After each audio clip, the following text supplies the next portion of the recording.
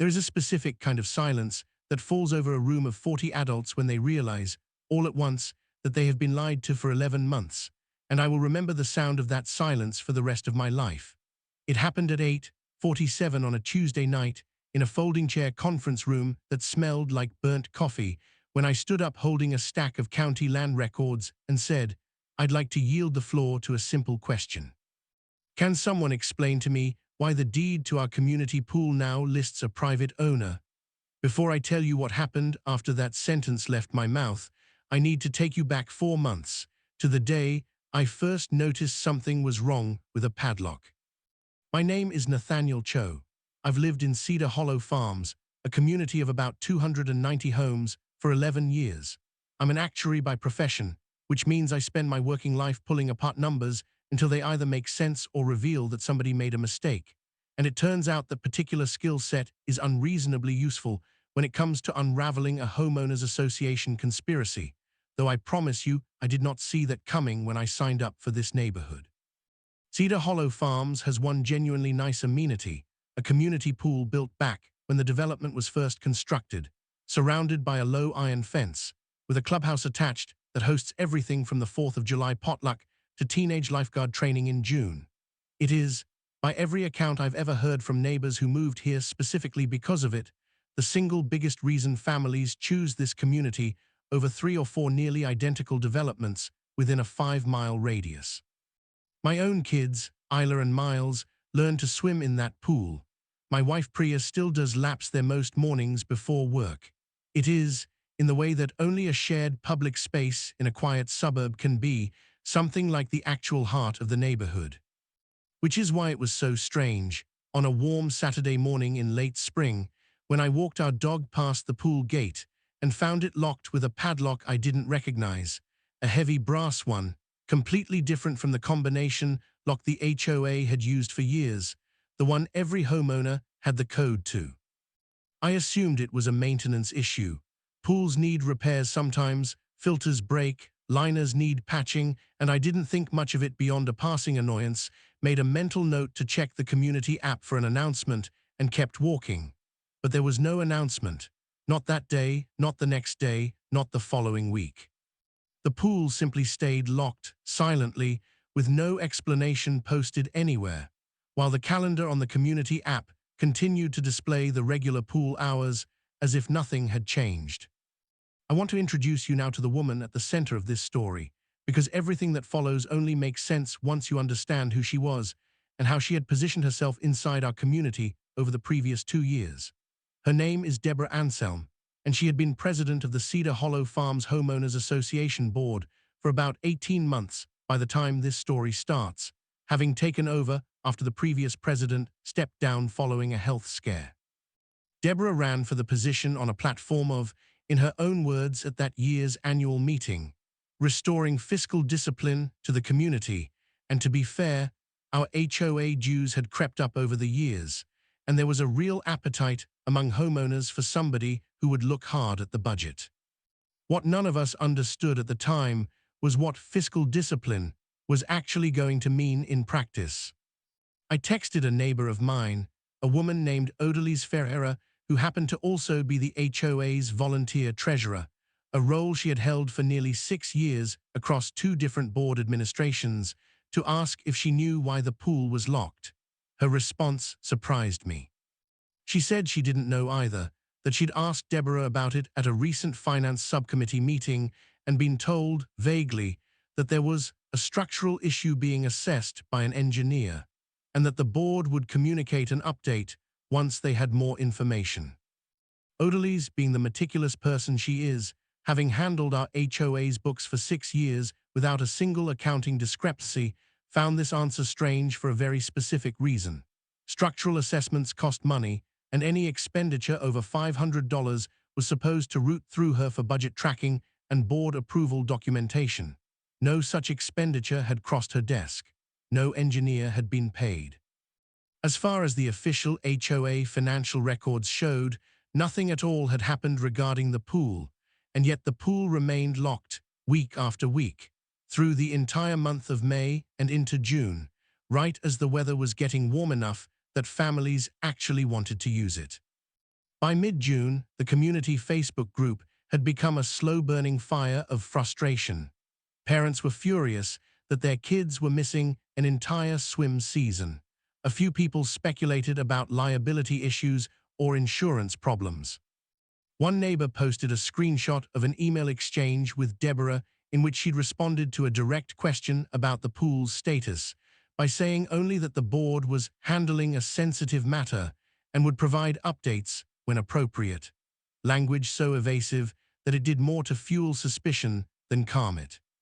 It was Odalise who first noticed the thing that cracked this whole story open, and I want to give her full credit for it, because without her attention to detail, none of what happened later would have been possible. In late June, reviewing the HOA's bank statements for a routine quarterly report, she noticed a deposit of $42,000 into the association's reserve account, made in early May, right around the time the pool was first locked, with a memo line that simply read, "Asset disposition approved." There was no corresponding line item anywhere in the board minutes authorizing any kind of asset disposition. There was no vote recorded. There was no mention of it in any of the monthly newsletters. As far as the official record showed, the board had never discussed selling anything, and yet $42,000 had appeared in the account from somewhere, tagged with a description that suggested exactly that. Odalise called me that same evening, and I remember the specific quality of her voice, careful and controlled in the way people get when they're trying very hard not to jump to conclusions before they have proof. "I think," she said, "that we need to find out what asset got disposed of, because I have gone through every line of this budget, and there is only one thing in this community's possession worth anywhere close to that amount of money." We both knew what she meant. Neither of us said it out loud yet, because it seemed genuinely too absurd to say. You don't just quietly sell a community pool. It felt like the kind of thing that couldn't actually happen without every single homeowner finding out immediately, without a vote, without a public notice, without any of the basic transparency that HOA governing documents in our state legally required for major asset transactions. That's when I decided to pull the county land records myself.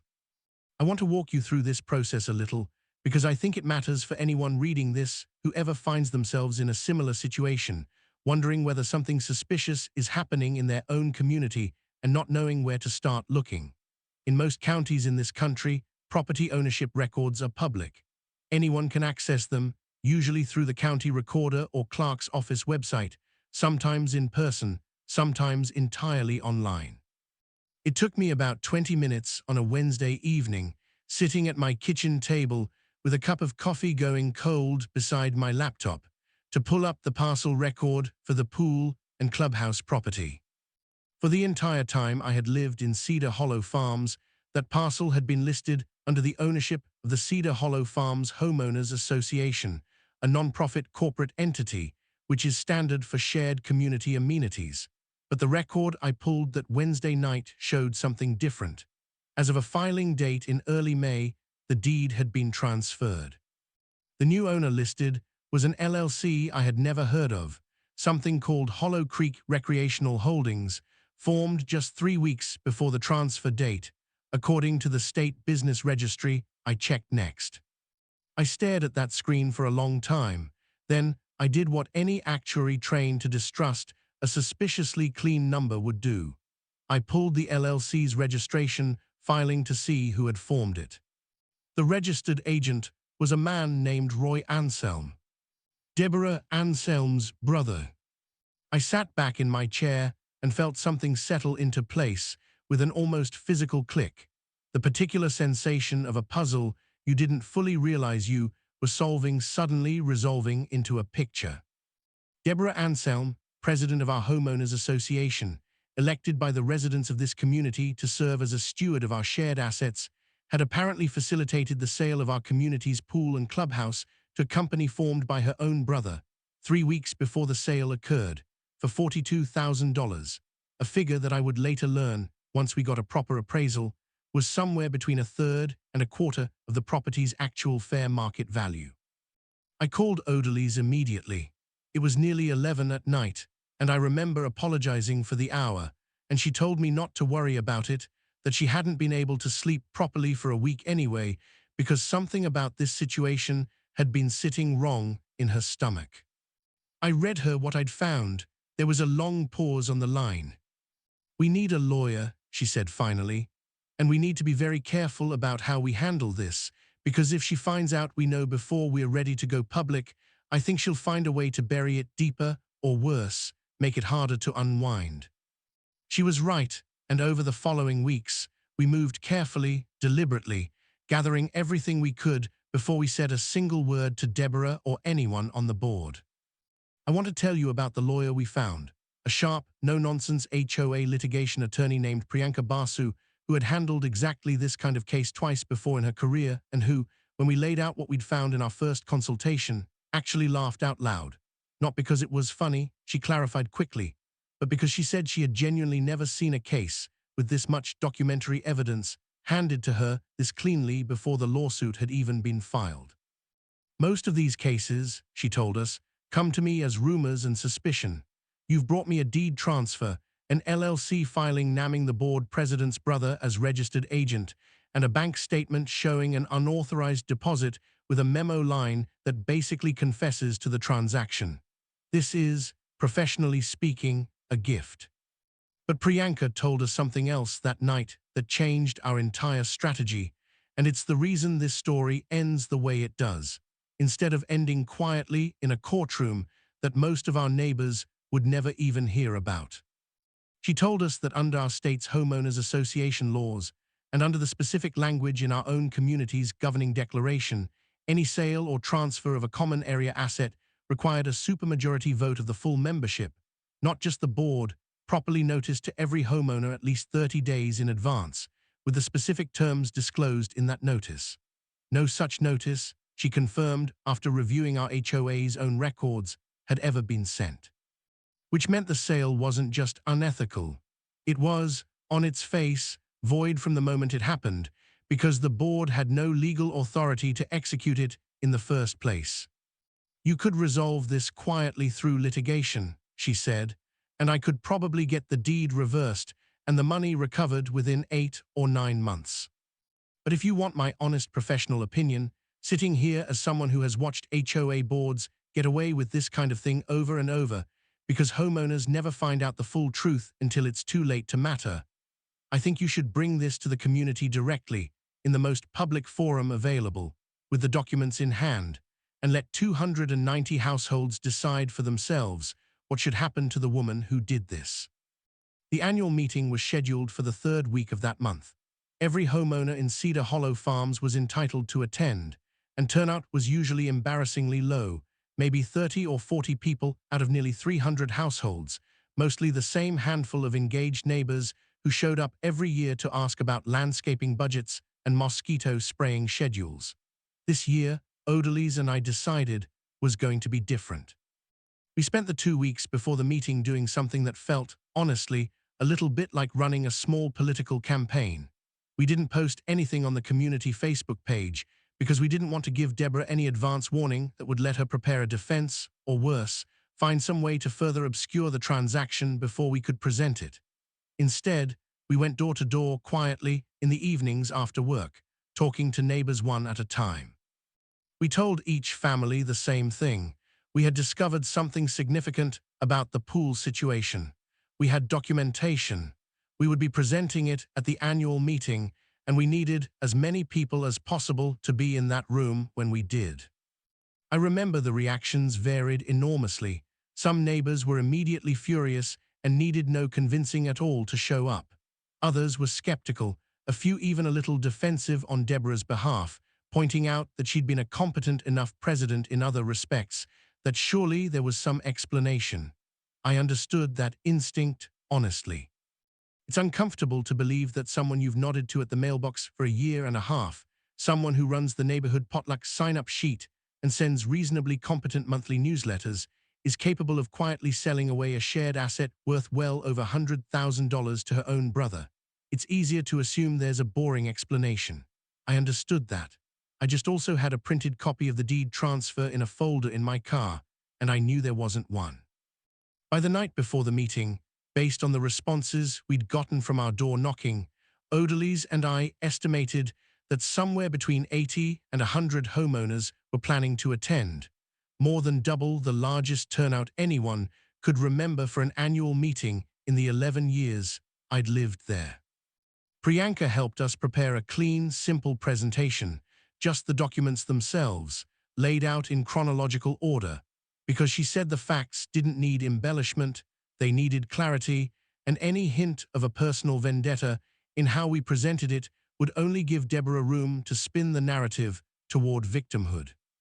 The night of the meeting, I stood outside the clubhouse a full hour early, watching cars fill up the small parking lot faster than I had ever seen it fill, watching neighbors I barely recognized, people from streets on the far side of the community I'd maybe waved to once or twice in 11 years, walking up the path in small clusters, and I felt something I hadn't expected to feel walking into what was technically just a routine annual meeting.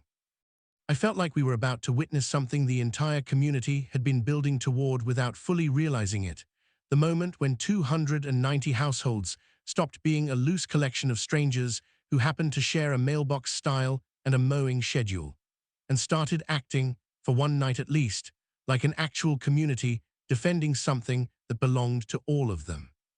Inside, folding chairs had been set up for maybe 60 people, and by the time the meeting was called to order at 7 o'clock, every chair was full, and people were standing 3 deep along the back wall and spilling out into the hallway.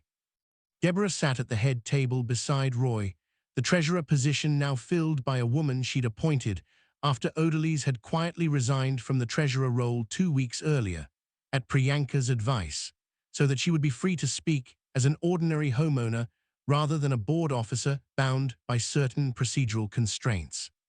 Deborah opened the meeting the way she always did, running through a standard agenda, landscaping updates, an upcoming mosquito spraying schedule, a brief and vague mention that pool matters would be addressed later in the agenda if time permits, a sentence that drew a low, unmistakable murmur from the packed room, the sound of 80 people who already knew, from the flyers we'd quietly distributed and the conversations we'd had at their front doors over the previous 2 weeks, that they were not going to let, if time permits, be an acceptable answer tonight.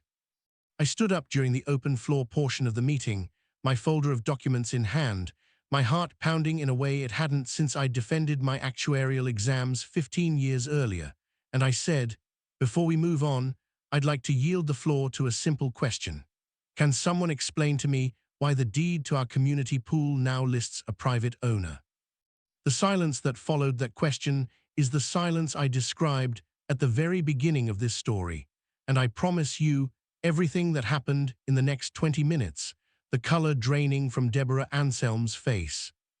Roy Anselm's chair scraping back as he tried, and failed to quietly leave the room through a side door that Priyanka had, with a foresight I still find impressive, arranged to have quietly blocked by 2 neighbors positioned there specifically for that purpose. The moment someone in the crowd shouted, "Answer him," loud enough that it echoed off the cinderblock walls, all of it is exactly as dramatic as it sounds, and I'm going to walk you through every single minute of it in part 2. Along with what we found when we finally got the full financial trail unraveled, what happened to that $42,000, and the specific moment, 3 weeks after that meeting, when Deborah Anselm was forced to stand in that same room and watch 290 homeowners vote, nearly unanimously, on exactly what should happen to her. Because the pool, it turns out, was never the whole story. There was a second property, a second transfer, and a second name we hadn't found yet, hiding quietly in a filing cabinet in the clubhouse office that none of us had thought to check until Odalys, 3 days after the meeting, asked a question so simple that I still can't believe none of us had thought to ask it sooner. If she sold the pool that easily, she said, what else did she sell? Deborah Anselm did not answer my question right away. She sat very still at the head table for what felt like a much longer stretch of time than it probably actually was, her hands flat on the table in front of her, and I watched her eyes move once, briefly, toward her brother, before she seemed to remember that 80 people were watching that exact exchange happen in real time. I think, she said finally, her voice carefully level in a way that reminded me, uncomfortably, of every HOA violation notice I'd ever received, that this is a mischaracterization of a complex transaction that the board handled appropriately. Which board members voted on it? I asked. Silence again. Was there a vote? I asked. Because I've reviewed every set of board minutes filed with this association going back 2 years, and there is no record of any vote authorizing the sale, transfer, or disposition of the pool and clubhouse property. I have a copy of the recorded deed, filed with the county on May 3rd, transferring ownership from the Cedar Hollow Farms Homeowners Association to an entity called Hollow Creek Recreational Holdings, LLC. I have the state business registration for that LLC filed 3 weeks prior, listing its registered agent as Roy Anselm. I paused and looked directly at Roy, who had gone very pale and was very deliberately not looking at anyone. I believe most of you know Roy. He's Deborah's brother. The reaction in that room was not the explosion of shouting you might expect from a movie version of this scene. It was something quieter and honestly more unsettling, a kind of collective intake of breath, followed by a low, rising murmur that spread from the front rows to the back of the room like a wave, dozens of private conversations happening at once, all with the same 3 or 4 words repeating through them. Her brother sold the pool to her brother. A man near the front, someone I recognized vaguely as living on the far side of the community near the entrance, stood up without waiting to be called on. I want to see that deed, he said. Right now, pass it around. Priyanka, seated in the front row as an observer rather than at the table, since she was there in an unofficial capacity as our advisor rather than formally representing the HOA, nodded to me, and I began passing copies of the documents down each row, copies we had made in advance specifically for this moment. I watched neighbors read them in real time, watched faces shift from confusion to disbelief to a kind of controlled fury as they got to the line listing Roy Anselm as the registered agent, formed 3 weeks before the transfer, for a sale price that Priyanka had, by that point, confirmed through an independent appraisal, was less than a quarter of the property's actual market value. Deborah tried again to regain control of the room. The board determined that divesting an underperforming asset was in the community's fiscal interest, she said. The pool has required significant maintenance costs for years, and then why is there no board minute reflecting that determination?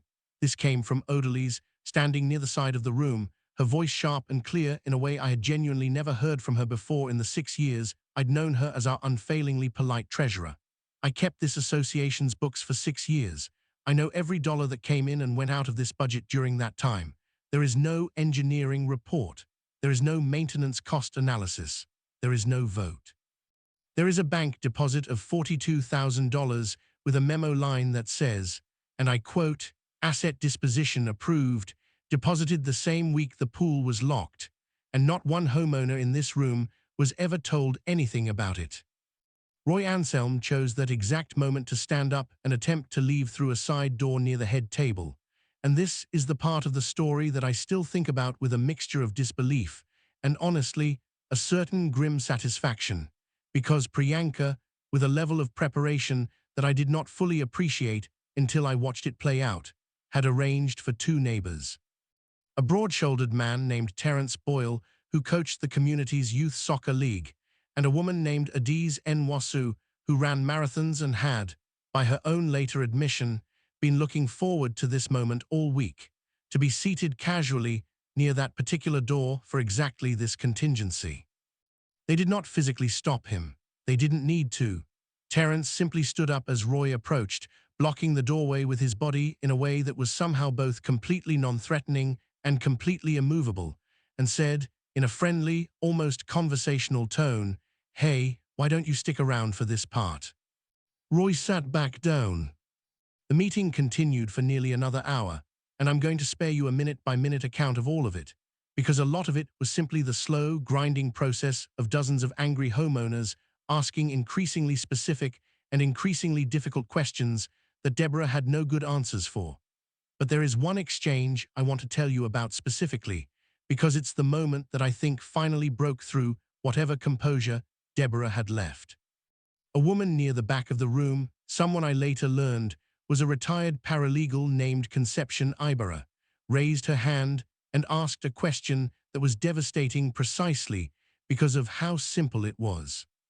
"Deborah," she said, If this was, as you say, a legitimate fiscal decision made in the community's best interest, why did you lock the pool with a new padlock before the sale was even finalized, instead of telling any of us what was happening? Why did we get vague emails about a sensitive matter instead of a straightforward explanation? If there was nothing to hide, what were you hiding? Deborah didn't have an answer for that. I watched her open her mouth twice and close it again, and in that silence, someone near the middle of the room called out, because she knew what she was doing was wrong, and this time, nobody hushed the comment, because by that point, nearly everyone in the room had reached the same conclusion. The formal outcome of that meeting was this. A motion was made, seconded, and passed by an overwhelming voice vote to immediately suspend Deborah Anselm from her position as board president pending a full independent audit of all HOA financial records and property transactions over the preceding 18 months, and to authorize the board's attorney, meaning Priyanka, formally engaged that same night through an emergency vote, to pursue immediate legal action to void the deed transfer and recover the property along with the $42,000 plus damages. What I didn't know yet, standing in that clubhouse at nearly 9:30 that night watching Deborah gather her things in a silence that no longer had anyone bothering to fill it with sympathetic murmurs, was that Odalys's question from 3 days earlier, the one about what else might have been sold, was about to open up a second front in this fight that none of us had anticipated. Here's what happened. As part of the independent audit that the community authorized that night, an outside accounting firm was brought in to review every HOA financial record and every property transaction going back 2 full years. Odalys, no longer bound by any official role but deeply invested in seeing this through properly, volunteered to work alongside the auditors, providing context and institutional memory that made the whole process move considerably faster than it otherwise would have. 3 weeks into that audit, going through an old filing cabinet in the clubhouse office that hadn't been properly organized in years, Odalys found a folder labeled, in handwriting that wasn't Deborah's, simply storage lot. Inside was a stack of paperwork relating to a small parcel of land at the edge of the community, about 1/3 of an acre, that had originally been designated in the community's founding documents as a shared storage and equipment area, where the landscaping company kept mowers and the HOA stored holiday decorations and folding tables for community events. Most homeowners, myself included, had honestly forgotten this parcel even existed as a separately titled piece of property, since it had never been developed into anything more than a gravel lot with a small shed. The paperwork in that folder showed that this parcel too had been transferred about 4 months before the pool transaction to a different LLC, this one called Meadowbrook Equipment Holdings, for the sum of $11,000. When Odalys pulled the registration for that LLC, the registered agent was not Roy Anselm this time. It was a woman named Christine Pawlowski, and it took us another 2 days of digging before we understood the connection. Christine Pawlowski was Deborah's college roommate, and according to several old social media posts we found while trying to establish the relationship, a close friend for over 20 years. The storage lot, small and unremarkable as it seemed, sat directly adjacent to a stretch of road that, according to public planning documents from the county, was slated for a modest commercial rezoning over the following several years as the area around Cedar Hollow Farms continued to develop. Priyanka's read on it, once she saw the parcel's location relative to that rezoning plan, was blunt. This lot is going to be worth 4 or 5 times what she sold it for within 3 years, she told us. This wasn't about fiscal discipline. This was a pattern. She was quietly selling off shared community assets below market value to people she trusted, presumably with some kind of understanding about what would happen to the value later. We never found hard proof of exactly what that understanding was, whether money would eventually flow back to Deborah directly, or whether the arrangement was something looser and more informal between old friends and family who assumed nobody would ever look closely enough to catch it. What we did find, once the independent audit was complete, was enough documented evidence of unauthorized asset transfers, totaling just over $200,000 in undervalued community property sold across 2 separate transactions, to support both a civil suit to void both deeds and a formal criminal referral, which the community's attorney filed with the county district attorney's office roughly 6 weeks after that annual meeting. I want to tell you how this all resolved, because I think the ending matters, and because I think it's the part of this story that other communities dealing with something similar most need to hear. Both deed transfers were voided by court order within 4 months, restoring full ownership of the pool, clubhouse, and storage lot to the Cedar Hollow Farms Homeowners Association. The $42,000 and $11,000, plus a portion of the community's legal costs, were recovered through a settlement that Deborah, facing both the civil suit and the looming criminal referral, ultimately agreed to rather than fight in court. As part of that settlement, she resigned permanently from any future HOA board position in the community and sold her home within the year, moving out of Cedar Hollow Farms entirely. Roy Anselm and Christine Pawlowski were both named in the civil settlement as well, both agreeing to forfeit any claim to the properties and to repay a portion of the funds involved. Criminal referral resulted in a plea agreement roughly 8 months later, on charges related to the unauthorized transfer of association property and financial misrepresentation, with Deborah receiving a sentence of probation, restitution, and a formal record that, as Priyanka pointed out to us afterward with a certain dry satisfaction, would make it considerably harder for her to ever position herself as a trustworthy volunteer board leader in whatever community she moved to next. The pool reopened on a Saturday morning in late August, nearly 3 months after it had first been locked, and the community organized what was, without exaggeration, the largest gathering Cedar Hollow Farms had ever seen, more people than the 4th of July potluck, more people than any HOA meeting in the community's history. Terrence Boyle grilled hot dogs. Adiz Nwasu organized a relay race for the kids along the pool deck. Odalise, who I think deserves as much credit as anyone for how this entire story unfolded, was given, by unanimous informal agreement of everyone present, the honor of being the very first person to officially reopen the gate, cutting a ribbon someone had tied across the entrance with a pair of kitchen scissors, to a round of applause that lasted considerably longer than any ribbon cutting really requires. My daughter Isla, who is 12 now and had spent that entire summer sulking about missing her swim season, was the first one in the water, and I stood at the edge of that pool with Priya beside me, watching our kids splash around in water that belonged, once again, to all 290 households in that community, and I thought about how strange it was that this whole thing had started with nothing more than a padlock I didn't recognize on a Saturday morning walk with the dog. If there's a lesson in this story, I think it's something Odalise said to me a few weeks after the settlement, sitting on her porch with a glass of iced tea, reflecting on the whole ordeal. She said that most people assume HOA corruption, when it happens loudly, with obvious signs everyone would notice immediately. But the truth, she said, is that it almost always happens quietly, buried in vague language and unanswered emails, and the simple, exhausting difficulty most people have finding the time to actually pull a public record and read it carefully. It survives on the assumption that nobody's paying close enough attention to check. We checked, and it turns out that once 290 households decide together that they're done accepting vague answers about something that belongs to all of them, there is very little that a padlock or a quietly filed deed or even a lifetime of practiced composure at a head table can do to stop them from finding out the truth. Thumbnail text. SHE sold our pool to her own brother.